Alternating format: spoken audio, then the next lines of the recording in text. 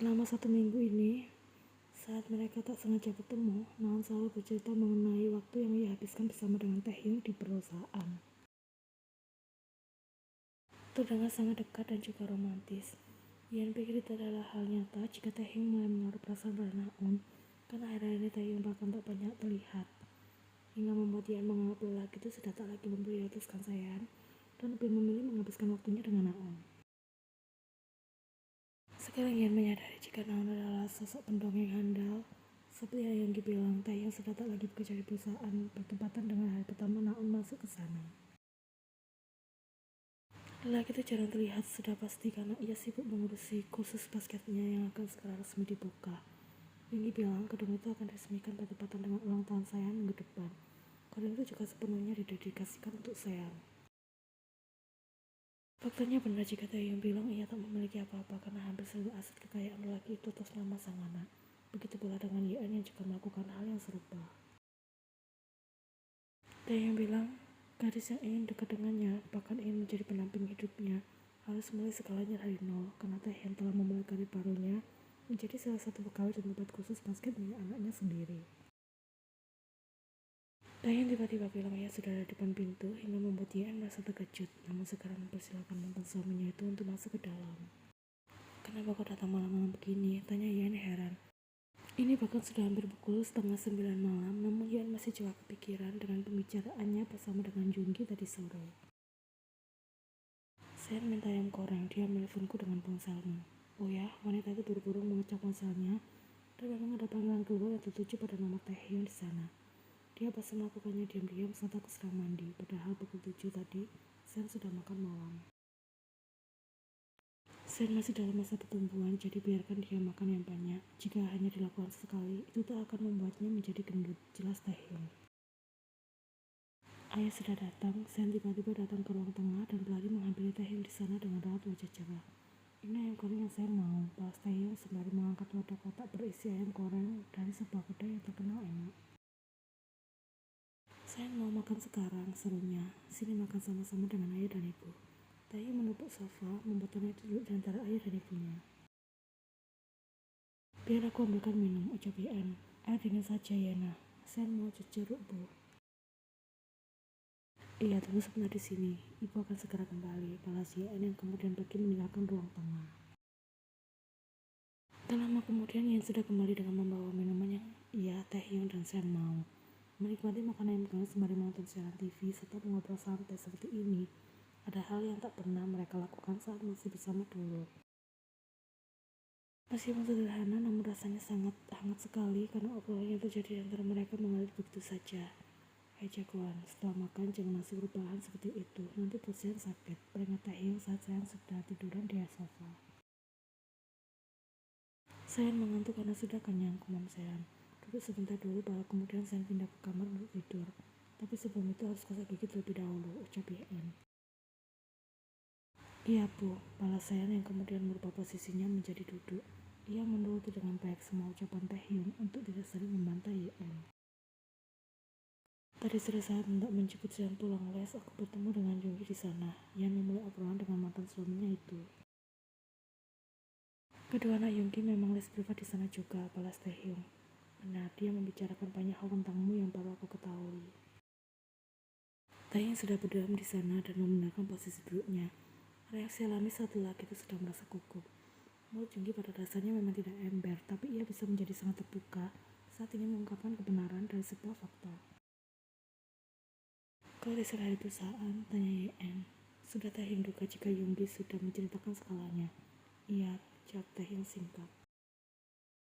Bukan karena perusahaannya membuatku menjadi sosok pekerja keras hingga melupakan keluarga kecilku yang membuatku keluar dari sana, melainkan memang sudah rencananya seperti itu. Aku tidak ingin menghabiskan masa tuaku dengan hanya dihabiskan bekerja di perusahaan. Aku ingin pekerjaan yang memiliki jadwal fleksibel hingga aku masih bisa menemani kegiatan saya sehari-hari. Aku sebenarnya menyadari jika selama ini telah mengabaikanmu dan juga Sean, tapi aku tidak bisa berhenti untuk mengejar. Karena ingin impianku untuk memiliki gedung khusus basket terwujud dalam waktu 5 tahun saja. Sesuatu itu yang kini sudah berhasil. Aku tidak menyalahkan atas berakhirnya hubungan ini, karena hal ini sepenuhnya berawal dari kesalahanku. Aku mengaku sebagai wanita yang selalu menghargai proses dari sebuah pembuktian. Aku telah membuktikan jika aku bisa menjadi suami dan ayah yang baik bagi keluarga kita. Jelas Taeyong panjang lebar. Tanda Kian segera memberikan pelukan pada mantan suaminya itu hingga berhasil membuat lelaki itu terkejut setengah mati. Diamnya Taeyong selama ini membuat Ian merasa bersalah. Lelaki itu bahkan tak dapat membela diri mengenai kejadian saat pemakaman ayah Ian kala itu. Karena Taeyong tahu kematian sang ayah sudah membuat Ian dan ibu mertuanya merasa sangat terpukul. Penjelasan itu memberikan hanya akan memaksa mereka untuk bisa mengerti keadaan Taehyung saat itu, padahal mereka sedang dalam keadaan berduka. Ditinggalkan oleh orang tersayang rasanya jauh lebih sakit daripada menerima hujatan. Jadi Taehyung hanya menahannya selama ini. Seharusnya aku mengatakannya sebenarnya jika saat itu kau sedang berjuang dan tak memiliki pilihan. Jika selama ini ada sesuatu yang ingin kau wujudkan, karena dengan begitu aku akan mengerti dan berusaha untuk mendukungmu sebisaku. Kenapa aku malah menahannya sendirian dan terus menyembunyikan hal ini? Ya, menuntut jawaban Taehyung. Maaf Yana, tapi aku tidak ingin memperepotkanmu. Kau pasti akan berkorban jauh lebih banyak saat mengetahui semua hal itu. Bahwa Taehyung sudah membahas pelukannya di sana. Mari kita rujuk kembali Yana. Aku masih sangat mencintaimu dan ingin menemani Sean bersama denganmu hingga anak kita tumbuh dewasa dan takdir dari Tuhan yang memisahkan kita berdua. Itu ucapan Ian terputus dan ia melepaskan pelukan mereka di sana. Semua sudah cukup jelas mengenai alasan mengapa Taehyung melakukan semua kesalahan itu. Namun masih ada sedikit keraguan untuk rujuk kembali. Kenapa? Apa masih ada hal yang mengganjal untuk kau bisa menemuku kembali? Tanya Taehyung dengan segera. Iya, ada, jawab Ian. Hal apa itu Yana? Tolong katakan padaku, pinta Taehyung. Maksud dari ibuku, aku ingin kau mendapatkannya. Balas Ian yang membuat Taehyung terdiam. Itu adalah hal yang sulit, namun bukan berarti mustahil untuk bisa diwujudkan. Ian bahkan berpikir Taehyung tak akan sudi memenuhi syarat tersebut lantaran sudah banyak hal yang terjadi antara laki itu dan ibu mertuanya. Sudah beragam caci maki yang terima dari mulut wanita itu. Meskipun selalu diam, namun hati manusia siapa yang tahu. Bisa jadi Taehyung juga membenci wanita itu namun tak berani mengungkapkannya karena merasa tak enak hati pada Ian. Juga mengajarku pada sang anak jika perbuatan jahat tak perlu dibalas dengan kejahatan juga. Aku akan berusaha untuk mendapatkannya, aku Mam Taehyung, yang membuat Ian segera menatap lelaki tidak percaya. Kau serius? Bahkan ketika kau memintaku untuk mendaki gunung serta menyeberangi lautan sebagai syarat ujuk denganmu, aku akan melakukannya tanpa perlu berpikir 2 kali. Apa kau tidak pernah sakit hati dengan ucapan ibuku? Karena sebagai anak kandung sang ibu, Ian terkadang merasa sakit hati saat wanita itu sudah menghina Taehyung setelah sayang. Aku tidak akan bersifat munafik dengan mengatakan tak pernah. Rasa sakit itu pasti ada, tapi aku berusaha untuk melupakan semuanya karena kita adalah keluarga. Dibandingkan dengan menyimpan rasa sakit itu sebagai dendam, aku lebih banyak berpikir bagaimana caranya agar hubunganku dengan ibu mertua bisa membaik, jelas Taehyung. Ian tidak tahu bagaimana bisa Tuhan mengirimkan ia lelaki sebaik ini, namun Ian justru membuangnya karena kesalahpahaman pikirannya sendiri. Meskipun Taehyung selalu berkata jika percaya mereka bukan salah Ian. Melihat Ian yang sudah hampir menangis, Taehyung segera memberikan pelukan itu pada sang mantan istri karena tak jauh di sana Sean terlihat tengah memperhatikan kegiatan kedua orang tuanya. Tidak baik jadinya jika membiarkan anak itu melihat air mata ibunya jatuh mengalir. Sean pasti akan segera bertanya mengapa Ian menangis dan meminta penjelasan itu selengkapnya sampai ia merasa puas. Sean senang melihat ayah dan ibu saling menyayangi. Sean juga mau dipeluk, protes anak itu setelah beberapa saat kemudian. Kemarilah, ayah akan memeluk Sean dan ibu bersama-sama. Undang Taehyung masih dengan Ian yang berada di pelukannya. Yang membuat anak itu segera berjalan menuju ayah dan ibunya di sana. Dengan tubuhnya yang jauh lebih besar dari Ian dan Sean, Taehyung bisa memeluk dua orang tersayangnya itu dengan nyaman dan hangat. Kenapa Sean malah tertawa? Tanya Taehyung heran mendengar tawa sama anak itu. Sean suka dipeluk ayah, ibu juga suka kan? Ian mengangguk singkat di sana. Ibu juga suka. Ayah, ibu, Ian bilang dia akan segera punya adik. Kapan Sean punya adik juga? Jawab anak itu yang membuat Taehyung dan Ian segera terdiam.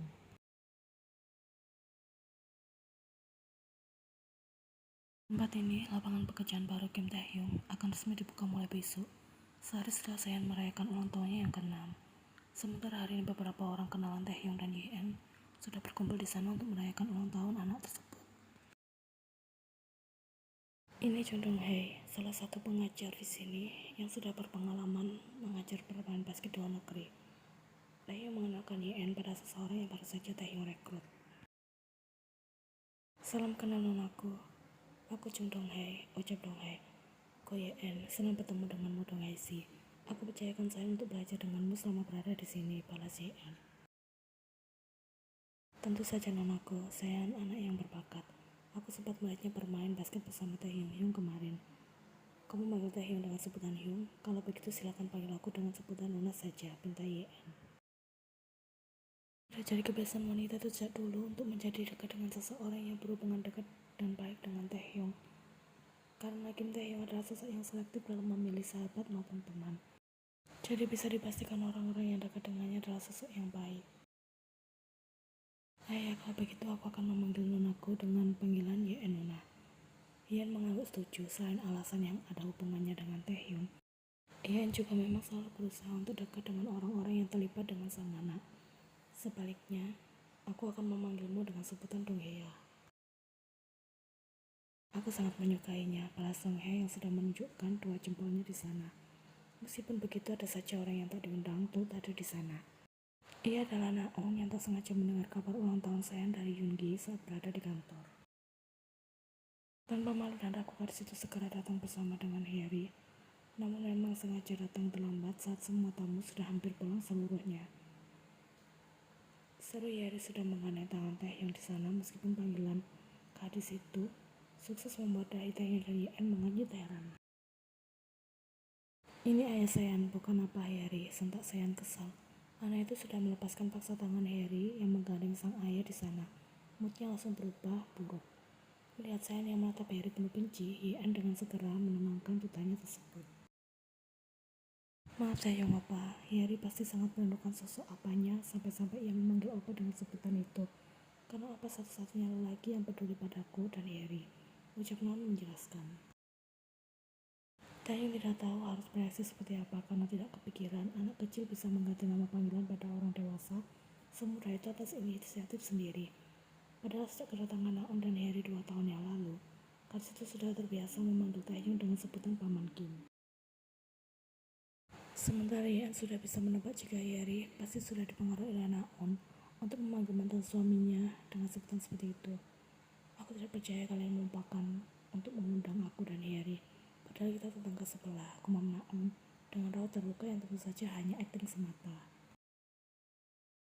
Yen sudah pasang raut wajah malas, teringat dengan Naon yang bahkan rela berbohong demi membuat Yen terbakar api cemburu. Sebenarnya Yen tak cemburu, hanya saja ia tak rela ayah dari anaknya didekati oleh gadis dengan kepribadian buruk seperti Naon. Jika gadis baik, Yen pasti akan jauh lebih ikhlas. Kami memang sengaja mengundang sahabat dekat saja, lagi pula Sayan bilang ulang tahunnya tak ingin dirayakan. Balas Taehyung. Sebagai gantinya anak itu ingin diberikan kado seorang adik saja. Meskipun begitu, kita kan satu perusahaan Taehyung Opa. Apa menurutmu kita masih kurang dekat? Tanya Naon masih bersikeras. Maksudmu pernah satu perusahaan, raut Yen yang membuat Naon mendelik sebal. Tahu jika kebohongannya telah terbongkar. Aku tidak menyangka kau punya hobi mengarang cerita yang Naona, sindirnya. Kau juga seharusnya sadar posisimu nih. Kau ini sudah tidak ada hubungannya sama sekali dengan Taehyung Opa, andai saja sayang tak ada. Balas Naon kesal. Tapi kenyataannya Sayan ada. Bagaimana bisa kau bicara seperti itu sementara kau juga seorang ibu sama seperti Yen? Balas Taehyung tak terima dengan ucapan Naon. Lelaki itu tak menyangka jika mulut Naon seburuk itu, padahal selama ini Yen selalu peduli pada gadis itu. Bahkan meminta Taehyung yang tak terlalu peduli pada orang lain untuk selalu menjalin hubungan baik dengan Naon. Aku tidak bermaksud seperti itu, Opa, cicit Naon. Naona, jika tujuanmu dekat dengan kami untuk menjalin hubungan baik sesama tetangga, aku akan menerimanya dengan tangan terbuka, ucap Taehyung. Namun jika kau memiliki maksud lain, kami tidak akan segan-segan untuk menjauhimu. Lanjutnya sudah tak tahan pada sikap gadis itu yang semakin lama semakin terlihat buruknya. Bukan tanpa alasan Yen menghindari seseorang, Taehyung sudah bisa menebak pasti ada yang salah. Dan sekarang ia mengerti mengapa mantan istrinya itu tak lagi ingin dekat dengan Naon. Kami datang kemari untuk mengucapkan selamat ulang tahun pada Sayan. Bagaimana bisa kalian memperlakukan aku seperti ini? Tanya Naon sudah pasang raut tak percaya. Ya Naona, terima kasih atas kedatanganmu. Namun aku harap lain kali kau tidak berinisiatif sendiri. Ian tahu ucapannya ini terdengar kejam, tapi karena Naon selalu menggunakan segala cara untuk mendekati Taehyung, Ian juga akan menggunakan cara yang sama. Uni, kau bicara seperti itu tidak bermaksud untuk mempermalukan aku kan? Tanya Naon dengan delikan.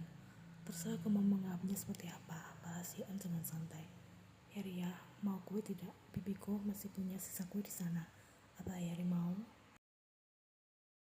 Ibu jangan beri dia kue karena dia bilang ayah saya adalah apanya. Partai saya masih kesal. Taeyong hanya menatap kekacauan kecil di sana dalam diam. Sementara Hyeri sudah bersembunyi di belakang tubuh Yen. Karena Sayan tampak bisa menyerangnya kapan saja. Sayana tidak boleh bersikap seperti itu pada teman sendiri. Hyeri tadi mungkin hanya salah bicara, jelas Yen. Oma yang meminta Hyeri memanggil Paman Kim seperti itu. Cici tanah itu di belakang yang membuat Taehyung segera menatap Naon di sana hingga membuat gadis itu salah tingkah. Tapi ini apa Sayan? Balas Sayan masih tak terima. Belum sempat Taehyung buka mulut untuk meminta penjelasan, Naon dengan segera menarik kasar tangan Hyeri dari belakang tubuh Yen. Kau tidak bisa pelan-pelan saja, tangan Hyeri bisa saja cedera jika kau menariknya seperti itu. Peringat Yen dengan marah. Apa urusannya denganmu? Dia adalah anakku, terserah aku ingin melakukan apa padanya. Sentak Naon yang kemudian menggandeng tangan Hyeri dan memaksa gadis kecil itu mengimbangi langkah cepat sang ibu untuk keluar dari sana. Oma pelan-pelan, kata Hyeri sudah menangis di sana. Diam dan ikuti saja, balas Naon dengan sinis. Saat dia hendak menyusul, Taehyung buru-buru mencekal lengan wanita itu dan menahannya. Aku mengkhawatirkan Hyeri, Mami Yen. Kali ini biarkan saja. Bukan berarti aku tidak mengkhawatirkan Hyeri. Aku hanya tidak mau Naon menjadikan Hyeri sebagai senjata untuk menarik perhatian kita. Jelas Taehyung yang dibalas-sangkukan oleh Yen meskipun ia tak rela. Yen masih tak bisa terima mengapa Tuhan memberikan kesempatan pada gadis seperti Naon untuk dijadikan seorang ibu. Meskipun Hyeri hadir karena sebuah kesalahan, tapi bukan Hyeri yang meminta untuk dilahirkan. Kenapa? Tanya Taehyung melihat kedua mata Yen yang sudah berkaca-kaca. Hyeri akan baik-baik saja kan, gumam Yen. Tentu saja dia bersama dengan rumahnya, balas Taehyung. Selama Naon beralasan ia belum menemukan pengasuh anak yang cocok, Yen bisa melihat sisi lain Hyeri saat dititipkan padanya kemarin. Gadis itu sering bercerita jika ia suka saat Yen membantunya mandi dan mengenakan pakaian, karena Yen tak pernah marah-marah. Juga saat Sayan minta makanan, Yen akan menuruti dan memasak dengan senang hati. Atau saat Sayan membuat rumah berantakan, Yen tak pernah meminta Sayan dan memintanya untuk membersihkannya kembali. Sudah pasti hal sebaliknya yang tidak mengenakan telah Hyeri alami selama ini. Anak yang bersama dengan umahnya belum tentu aman kan? Tanya Yen. Taehyung terdiam mendengar pertanyaan Yen. Sebenarnya ia juga kepikiran pada gadis kecil itu. Mari kita pastikan keadaan Hyeri setelah pulang dari sini. Putus Taehyung kemudian yang segera diangguki oleh Yen.